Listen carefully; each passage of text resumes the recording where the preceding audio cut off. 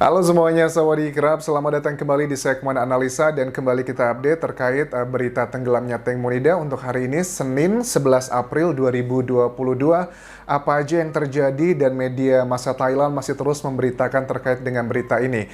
Dan teman-teman, aku ingatkan sekali lagi bahwa setiap video yang aku buat mengenai kasus Tank Monida ini, pada umumnya semua beritanya adalah jaraknya hanya sekitar beberapa jam dari tayangan aslinya di media cetak ataupun juga elektronik di Thailand, dan aku sampaikan secara langsung. Oke, dan sekarang kita update adalah mengenai Sen atau Wisapat Manomairat.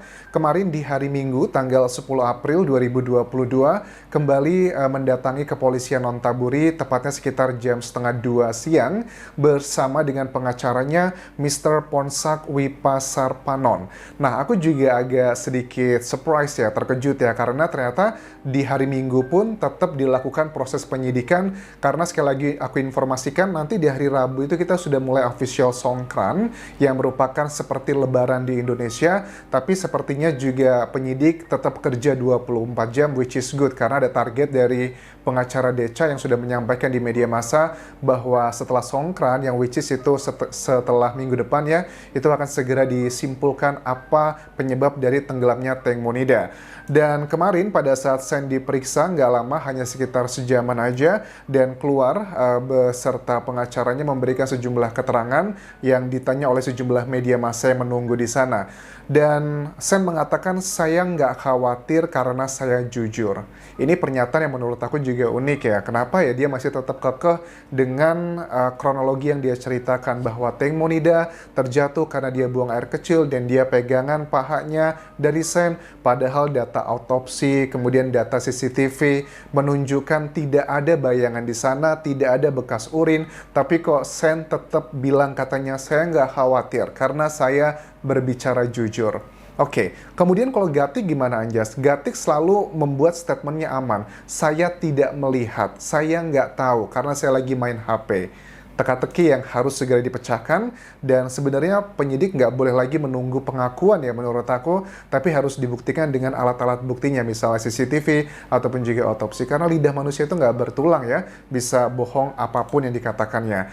Kemudian setelah kejadian, hubungan kami sudah tidak sama lagi, jarang komunikasi. Ini adalah jawaban Sen ya pada saat ditanya wartawan, gimana hubungannya dengan 4 orang di speedboat tersebut. Ya, tadi itu dibilangnya, kita udah nggak lagi komunikasi, kita udah nggak jarang lagi ngobrol.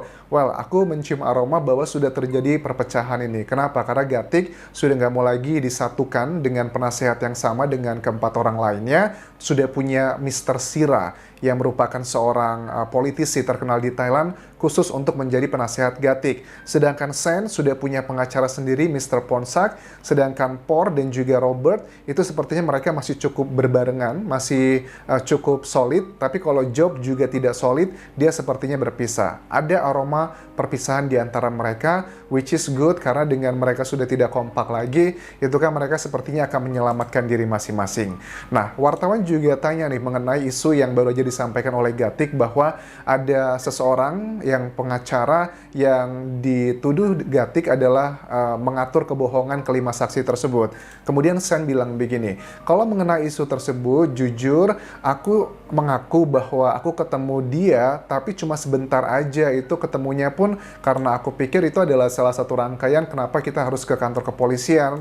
Bagi aku juga nggak make sense ya. Ya, dia bilang aku nggak tahu gitu, soal lugu gitulah. Karena menurut aku ya, Sen itu adalah bukan orang yang lugu-lugu banget. Dia cukup terpelajar, dan pada saat dia diberikan nasihat A, B, C, D, dia juga tahu bahwa nasihat tersebut yang diduga oleh Gatik adalah penuh dengan kebohongan dan dia sudah mengakuinya. Ya, itu adalah salah satu bentuk ketidakjujuran. Tapi kok dia di awal tadi bilang, saya sih nggak khawatir karena saya jujur. Oke, ya. Bisa benar, bisa juga tidak benar. Kalau menurut kalian, ya kita lihat nanti ya. Karena itu adalah materi persidangan. Jika semuanya sudah lengkap, berkas-berkasnya akan dilimpahkan ke kejaksaan, dan setelah ke kejaksaan lengkap akan menuju ke persidangan, begitu. Nah, kemudian di 17 April nanti Sen akan kembali melakukan report ini, dan juga ada pemeriksaan lagi. Ini kan sekarang tanggal 11 ya, sekitar setiap seminggu sekali aku menangkap kan, kayak kemarin Por dan juga Robert itu melakukan wajib wajib lapor. Wajib lapor itu setiap 5 hari sekali awalnya, tapi sekarang di-extend setiap 7 hari sekali mereka harus wajib lapor. Dan kemarin kan itu sudah lebih dari 15 hari, kemungkinan besar mereka berdua sudah tidak berada lagi di temple tempat mereka beribadah karena hanya 15 hari, sepertinya mereka sekarang sudah berada di suatu tempat lainnya. Nah, kemudian di tanggal 10 April kemarin juga ada laporan baru lagi, teman-teman. Ini laporan baru lagi kalau kalian sering nonton TV-TV dan juga berita di Thailand, ada foto seorang presenter atau news anchor ya di TV3 Thailand, Channel 3. Namanya itu Mr. Kanchai Kombunploy. Oke, nah Mr. Kanchai ini kemarin di kantor kepolisian Nonthaburi datang beserta pengacara TAM, kemudian juga dengan sejumlah pejabat di TV tersebut. Mereka ini melaporkan Bang Jack atau Racha Haider karena palsukan dirinya di sebuah akun FB, terus juga di FB page-nya, terus juga ada beberapa isu lainnya adalah kayak ada ancaman. Ini drama baru apa lagi, Anjas? Jadi ceritanya adalah si Mr. Kanchai ini diserang habis-habisan oleh si Mr. Jack atau Bang Jack atau Racha Haider yang orang yang mengklaim adalah mendapatkan kain putihnya Tengmo, dan dia ternyata tinggalnya adalah di Amerika, dan dia mengaku bahwa sudah dikirim kembali nih si kain tersebut, dikirim kembali ke Thailand, sudah dalam proses pengiriman, dan si Bang Jack ini mengaku dia mendapatkannya adalah dari seorang jenderal. Iya, kita lihat nanti aja, mudah-mudahan benar ya.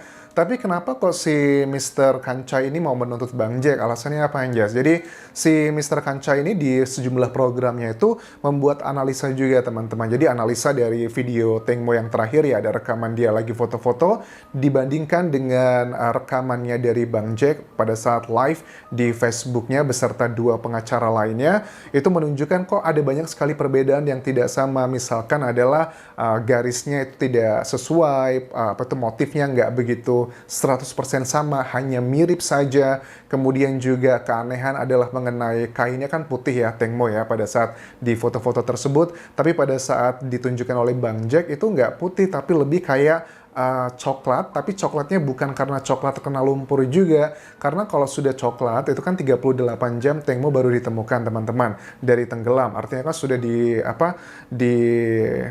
bawah sungai Chao Phraya dengan lumpur dan sebagainya.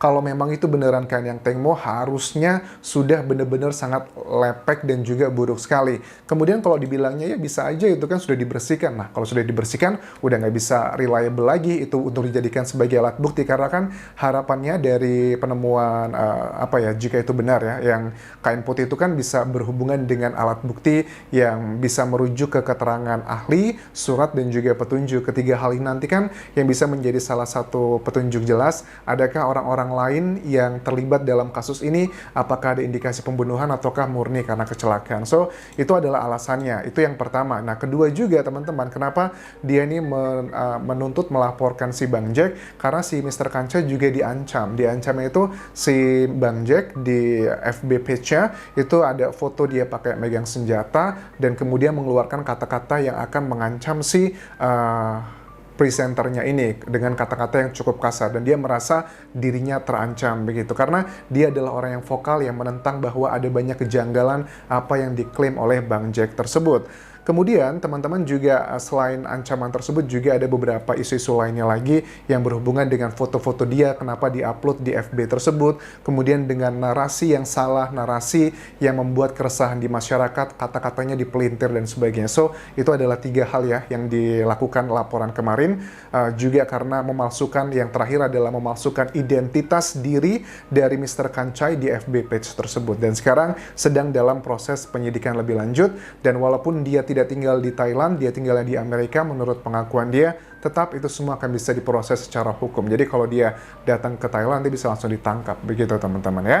Terus lanjut lagi adalah mengenai komentar yang banyak masyarakat kan bilang gini, bahwa ada dugaan yang dilakukan si Sen selama ini tuh penuh dengan kepalsuan. Misalnya ada wartawan tuh tanya sama Sen ya kemarin tuh, Sen, gimana dengan video kamu, foto-foto kamu yang beredar di internet? Kamu kok lagi pesta? Apakah benar kamu pesta itu setelah terjadinya tragedi ini ataukah sebelumnya?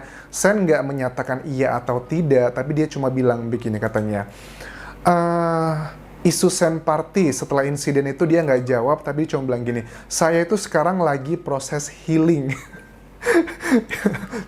Ya, saya lagi proses healing. Jadi, kalau saya melakukan hal-hal yang membuat saya senang, ya itu adalah proses saya healing. Karena saya bakal stres banget, katanya dengan segala macam. Karena saya stres banget dengan segala macam yang ada di media massa. Terus, dia juga bilang begini, respon dari pengacara Deca, pengacaranya Ibu Panida ya, bilang bahwa akhir Songkran akan ada kesimpulan, dan semuanya akan segera selesai. Si Sen juga bilang, ya saya bahagia banget, karena saya sudah sangat capek dan lelah dengan semua ini. Dan aku mencium aroma dia sangat percaya diri.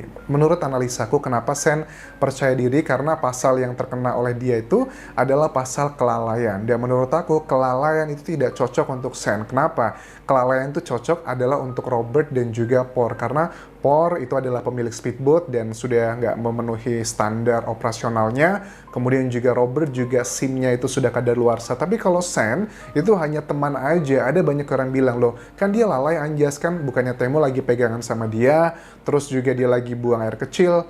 Kalau dia nggak lalai, Temu nggak jatuh. Nggak bisa seperti itu dalam penjabaran istilah kelalaian dalam pasal hukum. Karena kalau sudah ngomongin soal hukum, kita harus terjemahkan terminologinya, maksudnya kelalaian itu seperti apa. Ya kalau Temu sendiri yang megangan, dia nggak meminta, dia nggak ada memberikan konsennya, boleh, ya itu nggak bisa juga kelalaian. Jadi menurut aku, kenapa Sen ini cukup percaya diri dan dia ngaku jujur semuanya, dia tetap stick pada keterangan kronologi awal, karena dia sudah konsultasi dengan pengacaranya bahwa pasal yang dikenakan Sen itu tidak terlalu kuat. Walaupun dia akan kena hukuman, paling hitungannya ya maksimal paling hanya setahun atau 2 tahun. Ini adalah analisaku.